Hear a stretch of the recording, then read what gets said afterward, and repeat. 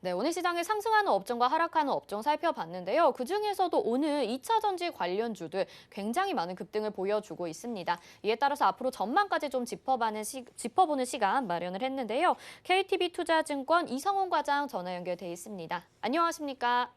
네, 안녕하십니까? 네, 지난주부터 또 친환경 관련주들이 이렇게 상승의 모멘텀을 좀 받고 있는 것 같습니다. 오늘 2차 전지 역시 사실 크게 묶으면 친환경 테마라고 볼 수 있을 것 같아요. 오늘의 반등 어떻게 보고 계신가요?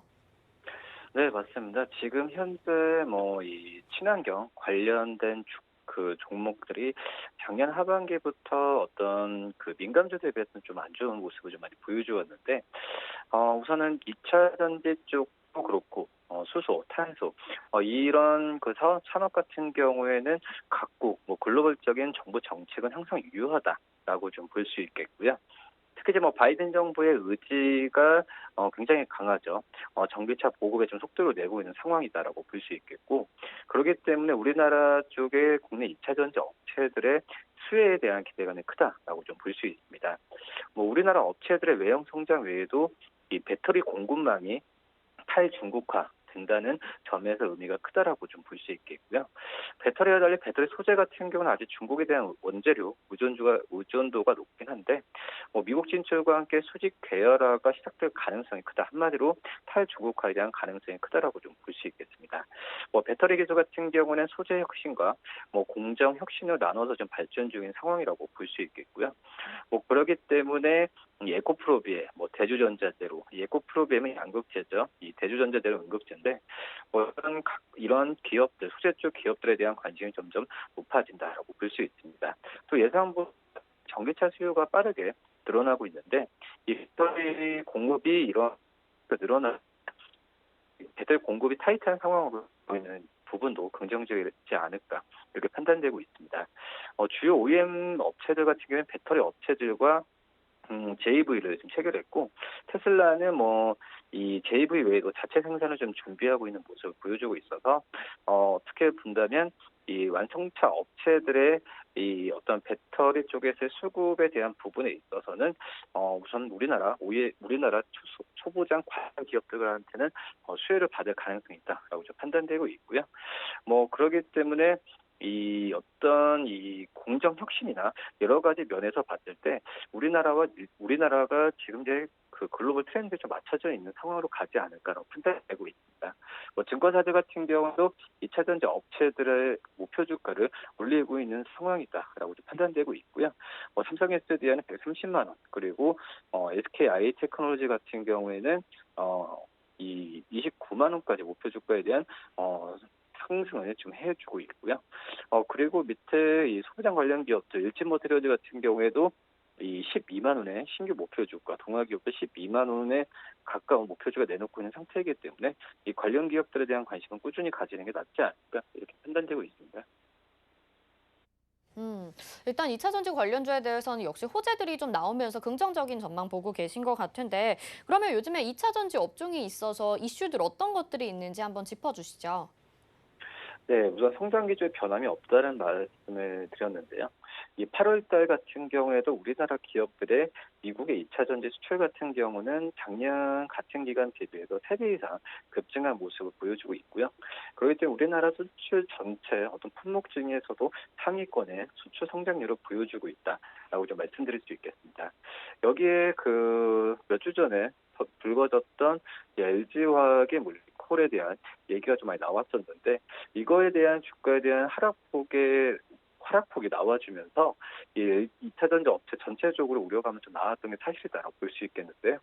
말씀드렸듯이 목표 주가를 높이는 상황에서 이 LG화학과 같은 이 2차 전지 업체들의 주가 하락 시에 어떤 저평가 매력에 대한 부분에 있어서 긍정적인 지금 모멘텀이 살아있다라고 좀 판단이 되고 있습니다.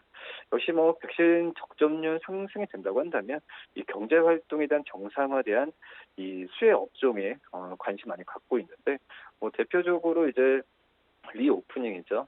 이 항공, 여행, 면세점 관련주로 주목을 받고 있긴 하지만 2차 전지 업체들 같은 경우에도 이 경제 활동 정상화에 대한 기대감이 좀 큰 그런 기업 그 업종이라고 볼 수 있겠습니다.